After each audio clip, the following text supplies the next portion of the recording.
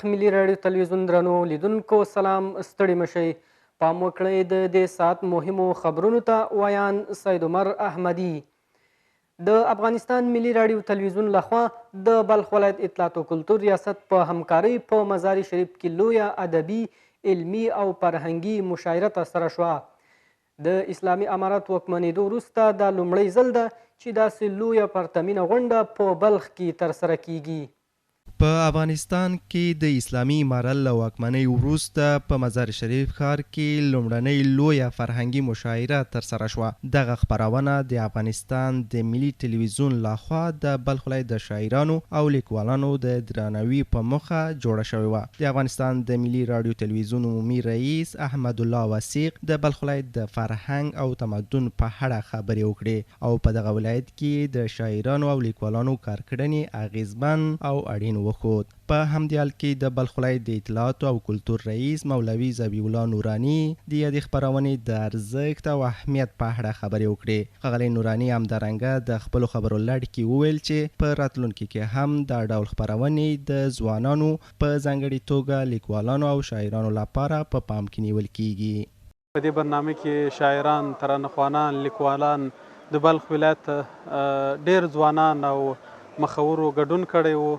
له نیکه مرغه دا برنامه په ډېر ښه او لوړ کیفیت ترسره سوه. راتلونکي دپاره هم د بلخ اطلاعات فرهنګ ریاست ژمن دی چې خپلو ځوانانو، خپلو لیکوالانو او خپلو شاعرانو ته به دغسې برنامې جوړوي، مشاعرې به جوړوي. په ورته وخت کې یو شمېر ګډونوال دا ډول خپرونې د شاعرانو او لیکوالانو د ملاتړ لپاره ګټور او اغیزمن ښیي.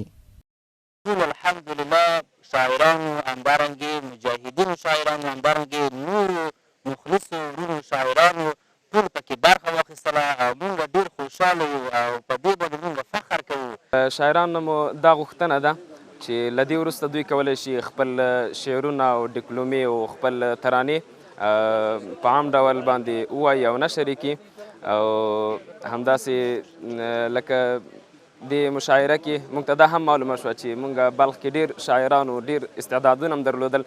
د یادونې وړ ده چې دا خپرونه به په راتلونکو ورځو کې د افغانستان د ملي راډیو تلویزیون له څپې خپور شي. د بلخ ولایت د چاپیریال ساتنې ادارې د بلخ پوهنتون په انګړ کې د ککړې هوا د مخنیوي په موخه نیالګي کینول. د بلخ ولایت د چاپیریال ساتنې ریاست د بلخ پوهنتون سره په همغږۍ د مرکزي پوهنتون په انګړ کې د نیالګیو ایښودلو بهیر رسما پیل کړ. د چاپیریال ساتنې مسؤلین ټینګار کوي چې استادان او زده کړیالان باید د خپل ښار د زرغونولو لپاره کار وکړي او د ککړتیا د مخنیوي او د چاپیریال ساتنې لپاره نیالګي کینوي. د بلخ ولایت د چاپیریال ساتنې رئیس مولوي محمد محمدي د مرکزي پوهنتون په انګړ کې د نیالګیو ایښودلو بهیر په اړه داسې وایي. و تعداد 80 نهال مثمر که بادام و زردآلو می باشه از اداره خود برای اینها تسلیم کردیم و این برنامه را شاگردای پوهنتون مرکزی بلخ به همراه اساتیدشان اونا گرفتن و ما هم به همراه اونها همکار بودیم و خوشبختانه شما شاهدی هستین که فعلا غرس نهال برگزار شد. په همدې حال کې یو شمېر دینی عالمانو، استادانو او زده کړیالانو پر نورو ښاریانو غږ وکړ چې د خپل ښار د زرغونتیا او پاکوالي لپاره هلې ځلې وکړي.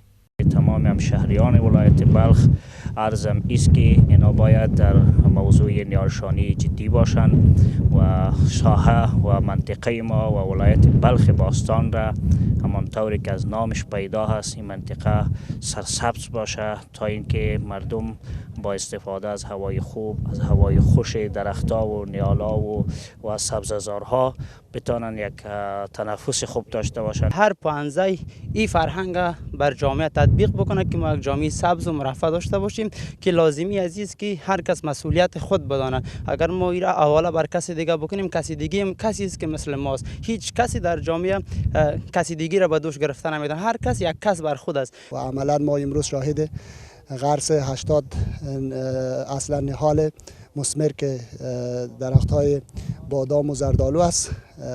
شاهد غرسش در فارم زراعت پوهنځی شریعت پوهنتون بلخ در ساحه جدید پوهنتون بلخ هستیم. د یادولو وړ ده چې سږ کال به په بلخ ولایت کې د اسلامي امارت د مسؤلینو لخوا شاوخوا 300 زره نیالګي به کینول شي. وروستی خبر دا چې څه باندې 10 تنه په مومن کلي کې د اشرفي مدرسې څخه د 1.5 کال زده کړو وروسته د قرآن کریم د حفظ په برخه کې د فراغت سندونه ترلاسه کړل. د دستاربندۍ په دې مراسمو کې یو شمېر دیني علماو، مفتیانو او ځینو مخورو ګډون کړی و. دوی ټینګار وکړ چې په بلخ ولایت کې د دیني مدرسې لا ډیرې شي او خلک باید په فرایضو او نبوي سنتو ځان برابر کړي.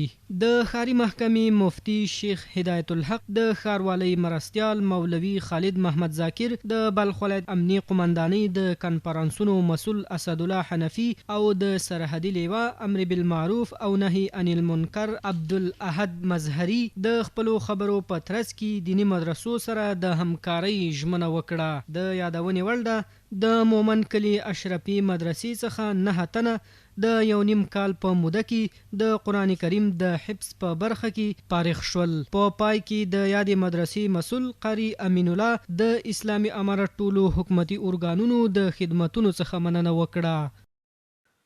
درنو لیدونکو، دا و د دې ساعت خبرونه. تر بیا مو الله مل ښه وخت.